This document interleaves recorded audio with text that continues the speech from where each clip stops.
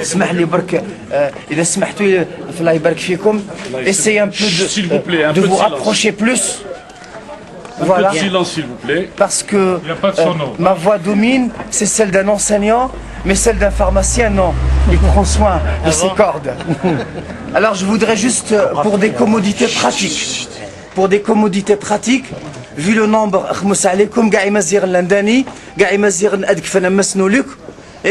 donc Dr Ahmed va nous faire une première présentation de la cité, et puis un groupe passera au musée. Ceux qui veulent passer à l'exposition sur la cité resteront là, et nous allons après bien sûr faire une permutation. Je vous rappellerai que nous maintenons la même tradition, comme à l'intérieur d'Isgan Béni, qu'elle le soit, il est interdit de fumer durant le parcours, il en sera de la même à l'intérieur de la cité. Donc reconstruire une nouvelle cité, reprendre une nouvelle forme, mais garder toujours les valeurs. À vous l'antenne, docteur. Merci beaucoup. Bien, alors, je m'excuse, j'ai parlé, je comprends français. Sinon, moi, j'habite. D'accord. On va sous-titrer. Bien, alors, mesdames, messieurs, marhaba bikoum fi Tafila Tajdid. Tafila Tajdid, c'est un projet qu'on a commencé en 97, on a eu l'autorisation, entre guillemets, l'autorisation. Et en 98, on a commencé les travaux.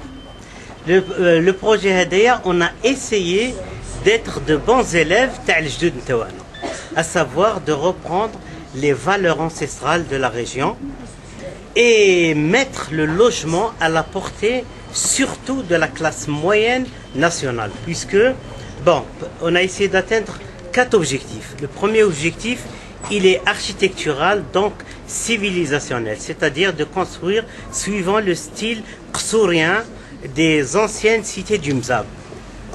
À savoir, c'est des ruelles étroites qui s'entrecoupent pour casser les vents dominants et utiliser au maximum les matériaux locaux, à savoir la pierre, la chaux, le plâtre. Et ça a beaucoup d'avantages, mais on les a découverts, entre autres l'amplitude thermique entre l'intérieur et l'extérieur, on gagne beaucoup de choses.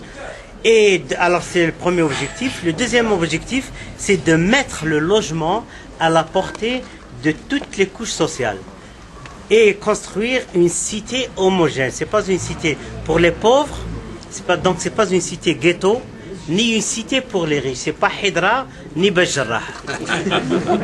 On a essayé de mettre 4 types de maisons. Pourquoi? Pour qu'il y ait une entraide sociale après l'acquisition du logement. On a mis les petites, les moyennes, les grandes maisons. Et un dernier type, c'est le type appartement. Le type appartement, il est consacré à la communauté qu'elle met à la portée des personnes du 3e âge qui n'ont pas de maison. Sinon, c'est un projet, comme je vous ai dit, social. Donc, il a été construit par une association à but non lucratif. Donc, tenez-vous bien, on a mis les logements question de coût au tiers de la moyenne nationale. Le tiers de la moyenne au PJ, hein, pas promoteur. C'est pour ça que j'ai horreur qu'on m'appelle un promoteur. Je ne suis pas promoteur. Au PG? Absolument, pas du tout. Association. Je suis association, à but non lucratif.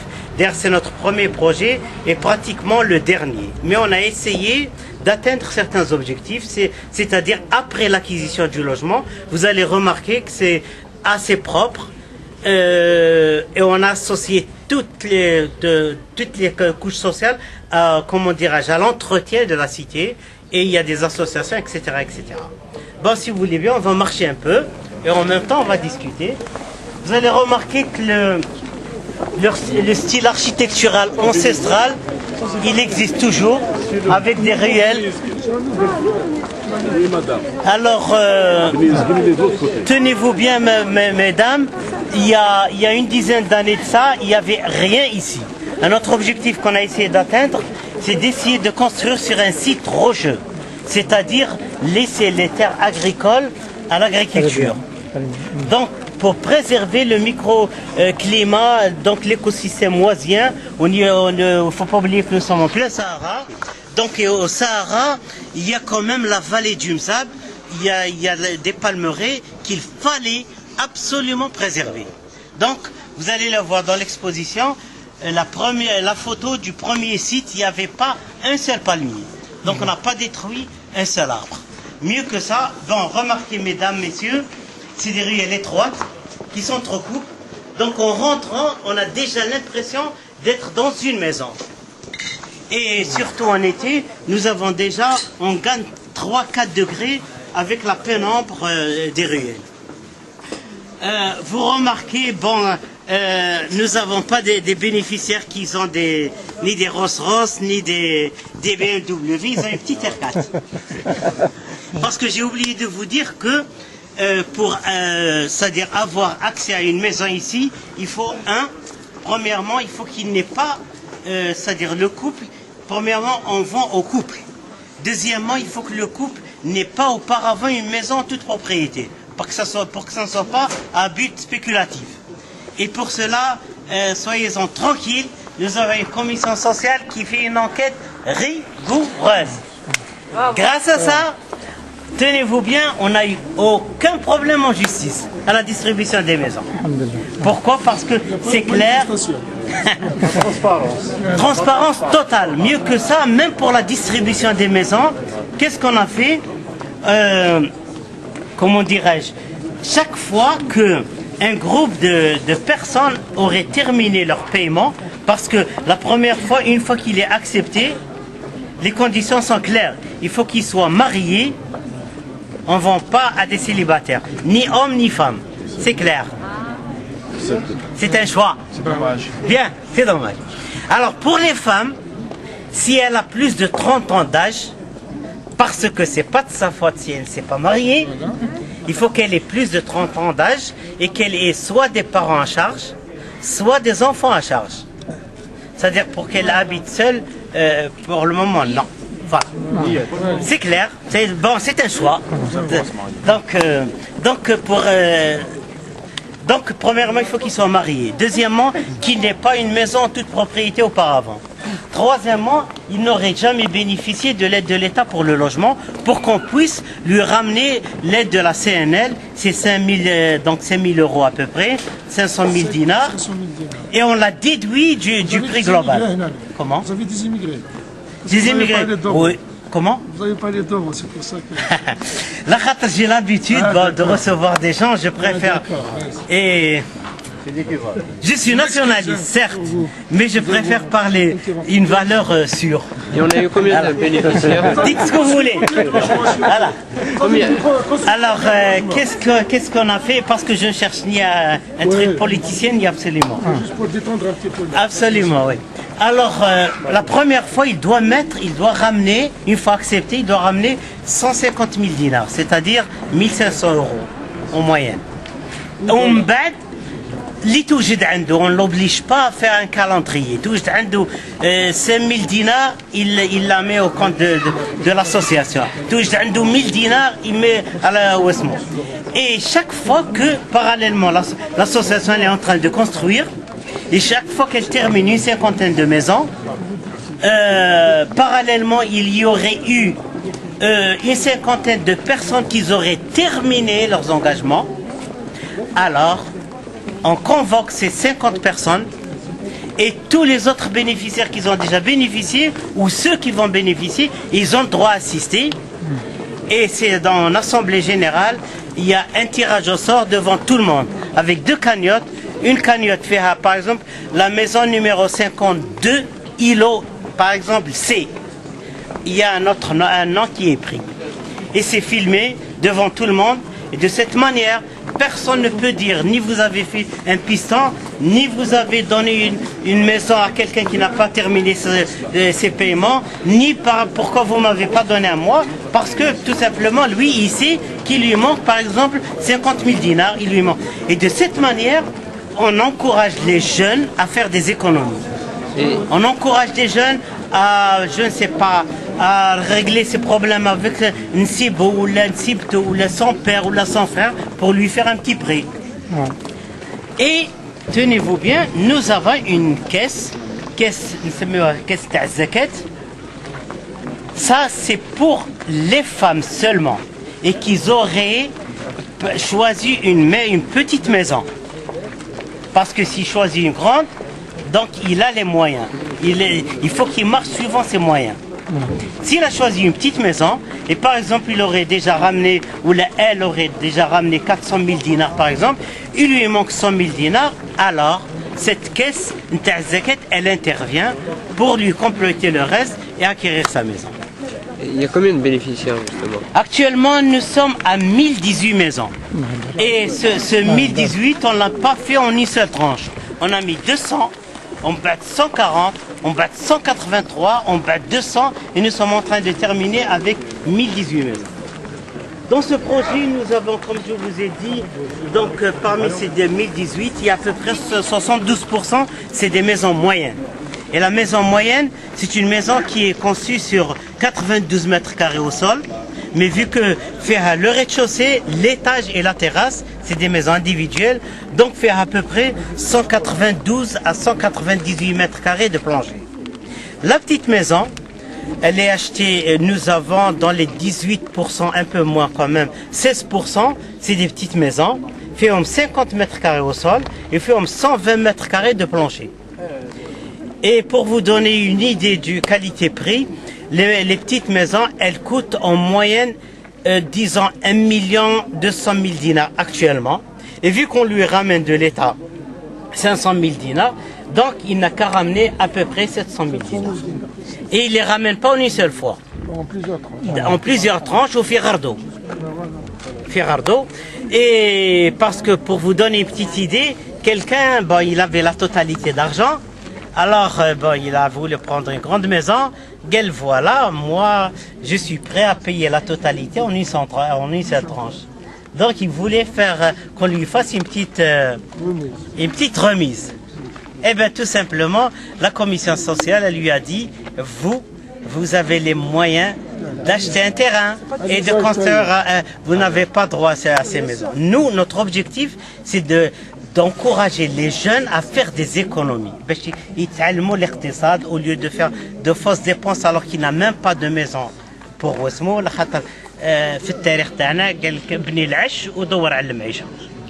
Le logement, c'est la première des choses pour qu'un homme avec un grand H se sentira c'est-à-dire il est utile dans la vie, il peut construire un foyer, etc., etc.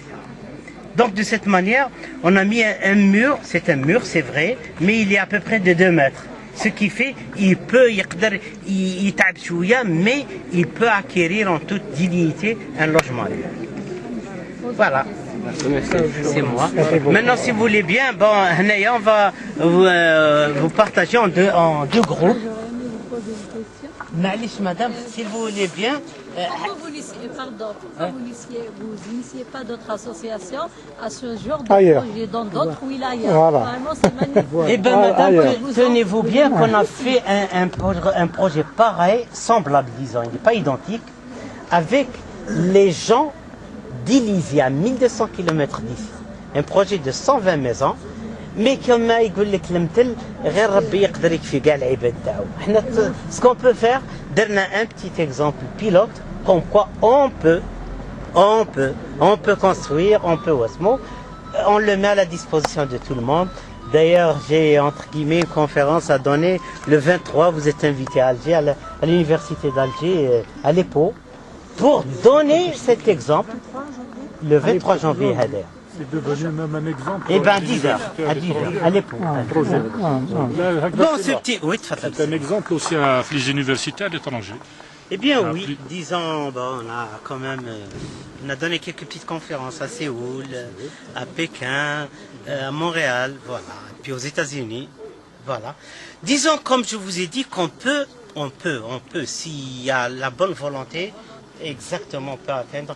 Vous remarquez que chaque îlot, on a divisé ce projet en îlots, malgré ces 1018 maisons, donc c'est gérable. J'ai oublié de vous dire ça, c'est très important, surtout dans des pays comme le nôtre.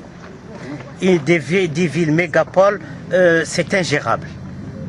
Par contre, quand c'est des milieux humainement gérables, On n'a pas besoin ni de gendarmes, ni de policiers.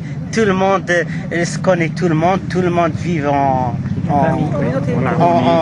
harmonie. Alors, donc, je vous ai dit, malgré il n'y a que 1018 maisons, donc à peu près... Donc, les cotisations annuelles, peut-être. Eh bien, on va parler de cette cotisation. Vous savez que nous sommes en Algérie, puis c'est des gens pauvres, je dirais, des gens humbles.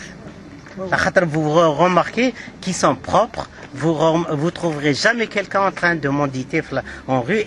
Chez nous, c'est formellement interdit. Il est humble, c'est proprement. ما تفرقش بين un milliardaire et quelqu'un qui a وعلاش ils vivent humblement mais ils n'ont pas les moyens. واش درنا pour avoir cette propriété?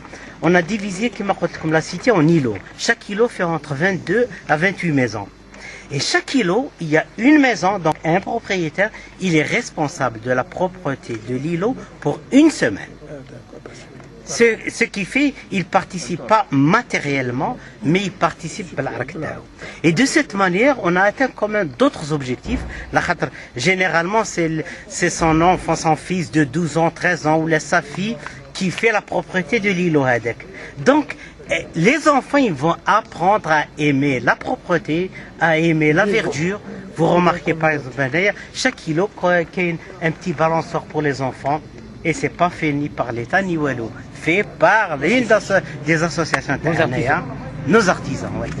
J'ai oublié de vous dire que pour atteindre ces objectifs, on a des ateliers, des ateliers de menuiserie métallique, menuiserie bois, fabrication du parpaing, ainsi de suite.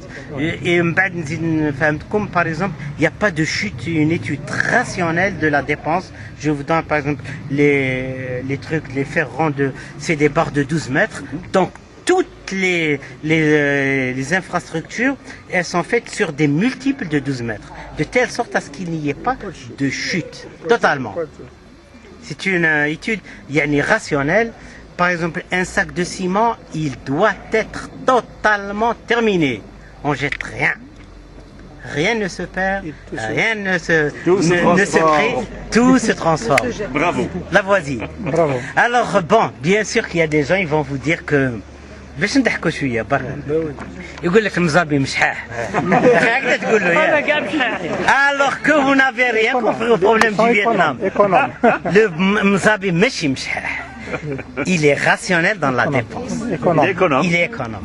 Là où il faut mettre 1 million de dinars, il met 1 million de dinars. Et là où il faut mettre 1 dinar, il ne met pas 1 dinar 50. C'est clair. Ben alors je vous propose maintenant, messieurs, dames, nous avons ici actuellement 9 associations. Et nous avons donc 5 associations de femmes. Et entre autres, nous avons une association qui fait le... vous savez très bien que chez nous, c'est garanti par la femme. Alors vous allez visiter une maison traditionnelle pure. C'est un petit musée d'une maison traditionnelle. Donc je vous propose, puisque là vous êtes nombreux, un deuxième groupe, on va leur montrer une maison type. C'est une maison moyenne, fait à 92 mètres carrés au sol. Vous allez voir ce que ça représente, comment on l'a construit. Vous allez voir tout l'esprit de la maison mozabite ancestrale, mais avec la modernité. À l'intérieur, il y a quand même une salle de bain, il y a ce qu'il faut pour le couple moderne, pour qu'il s'y retrouve très très bien. Voilà, alors donc, je vous invite, un premier groupe, il va... Abdallah, vous allez prendre un groupe. C'est à vous de choisir. Un premier groupe ici, un deuxième groupe, il va accompagner. Oui, on va voir la maison. Et puis il y a une petite exposition. Et puis vous allez monter à la tour et dominer toute la cité avec ces 1000